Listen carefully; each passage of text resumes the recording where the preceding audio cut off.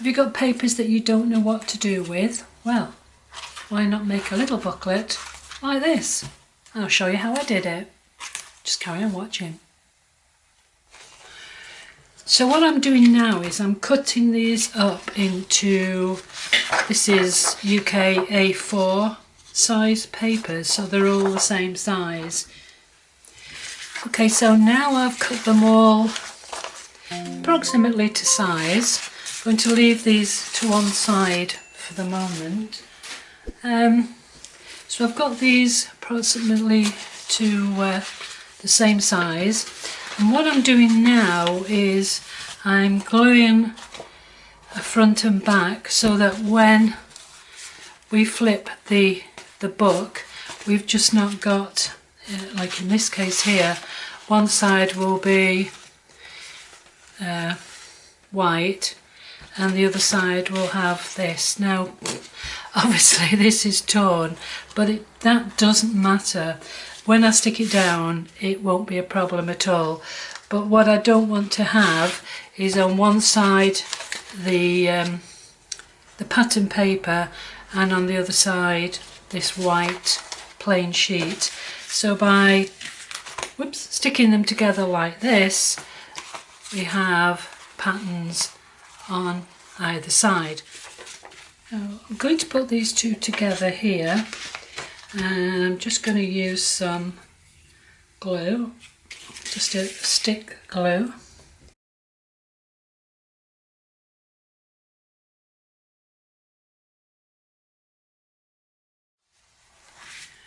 Okay, so where we're up to now is I've actually glued this front and back on a piece of watercolour paper. It's just a little bit thicker and more sturdy than regular copy paper. Now this size is going to determine the size of the pages inside. Now let me say at this point, this is a very, very simple little book. It's not complicated, and there are hundreds, probably thousands of videos out there showing you how to make these books. This is my version and it's very, very simple. So what I'm going to do now is to cut this to size and then bring the other pages in, and they will start to fit inside this front cover. So I've cut this one down and it fits nicely inside there. So I'll cut all the other pages to be the same size as this one here. I might have one or two odd sizes, but let's have a go and cut the other pages down to size to begin with. So I've cut these all to size now, and they're all ready to go into the book.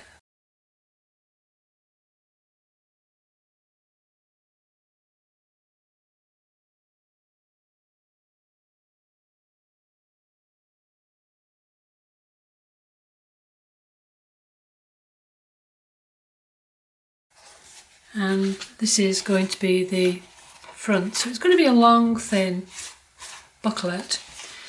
So what I'm going to do now is to fold them, and then I'm going to attempt to stitch them together. Oh, wish me luck. Oh, let me show you these. These are all the offcuts, and I'm going to have super fun doing something with all these. So what I'm going to do is just to fold this in half like this, press it down, get a bone folder. If you don't have one of these, then you can use a spoon or something like that just to help press it down.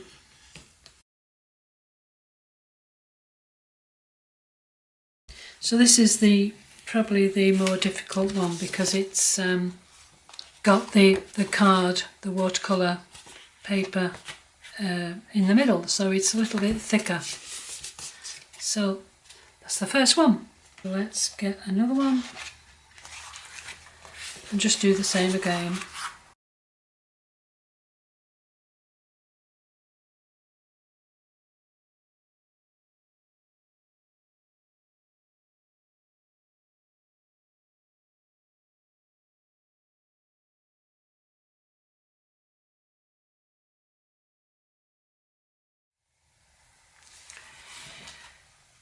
So this is the book as it is at the moment, and I've put the pages in and I think they need to be trimmed down just slightly, not an awful lot, but quite happy with the way they are sitting next to each other. The whole exercise of these videos is to show you that the prints that you've made that you weren't happy with and you put to one side and put in what I call the folder of doom, you can bring them out and do something with them. And quite honestly, when I first started to do the previous video where I showed you how to make more marks on your unwanted and unloved papers, I didn't really know what I was going to do with them, but I'm super happy with the way this looks. So the next thing I'm going to do is I'm going to just trim the pages a little bit more and make the holes in the book and string it together. So that's what I'm going to do next.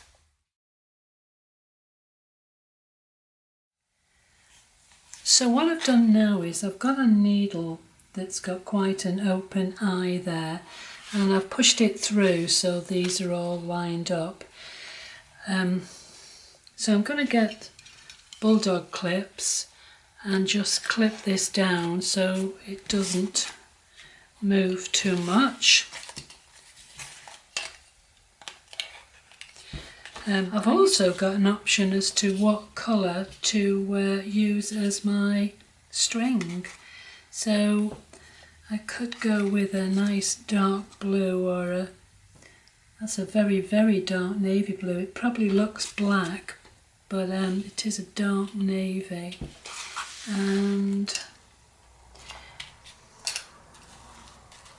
Or I could go for a orange or even a magenta, but I think I'm going to go with this. So I'm going to get a good length of this. I'm going to go for, it's elasticy this, so that will do. Put that to one side and let's thread the needle, try and put this book together.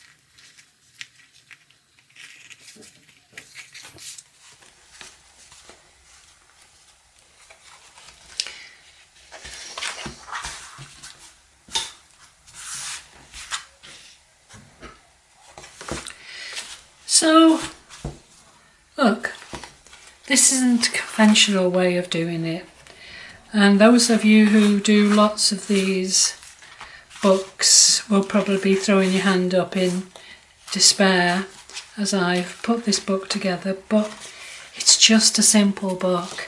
It's not anything that's going to be of any importance.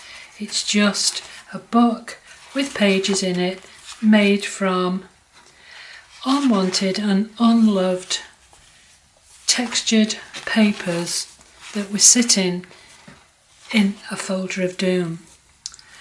It's going to hold together. I'm going to start to decorate it. You can decorate it however you want, but that's a record of what I did when I rescued lots of prints from the folder of doom. So I hope you'll have a go at it, and I'd love to see what you can produce. So please leave me a comment, tell me whether or not you've made your own books, and how you went about making them. I'm sure you made them a lot better than I did, but hey, it's a book. It's got pages in it and it's holding together quite nicely. So thank you for watching. Please like, subscribe, and as I say, I'd be grateful if you could leave a comment, and I'm going to see what I can add to this book with these pieces of paper that I cut out, or I could do something completely different and make a collage with them. Decisions. Anyway, thanks for watching, and I hope to see you again very, very soon. So bye for now. Bye bye.